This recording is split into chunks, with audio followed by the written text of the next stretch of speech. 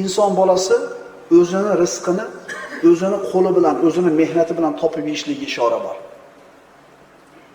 Birovning hisobidan kun ko'rayotgan, pulni qayerdan kelib, qanday bir mehnat mashaqqat evaziga kelayotganligini bilmagan odamni sarflashini ko'ring.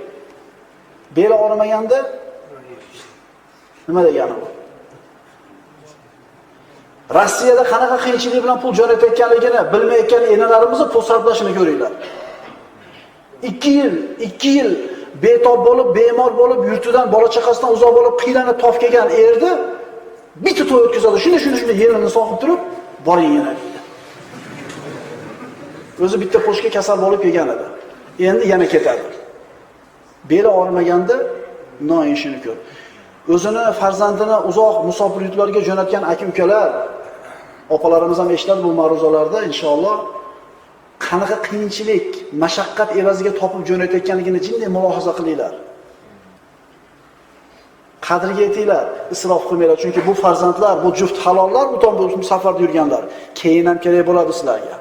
Qadriga yetinglar. Demak, inson o'zini qo'li bilan mehnat qilib pul topsa, o'zini mehnati bilan topsa, o'ylab sarflaydi. Rozimisizlar? Chunki Davud alayhisalom ham o'zini tirikchiligini podsho, payg'ambar, qozi bo'lishiga qaramasdan temirchilik bilan tirikchiligini o'tkazgan. Eng yomon odam birovlarga yuk bo'lgan odam, bilib qo'yinglar ukalar. Shuning uchun uylanayotganda-chi, uylansa meni patbeshi qiladi degan javobdan qiz olmanglar. Eshitib qolyapmiz. Shu qizini olsak, o'g'limizni bir 2 yil paddeshga qilib turadiganmi qaynatasi deb so'rab kelayotgan opalar bor ekan. Sen o'g'il boquvdingmi? Iymon qani Allohga? Rizq Allohdan degan e'tiqod qani?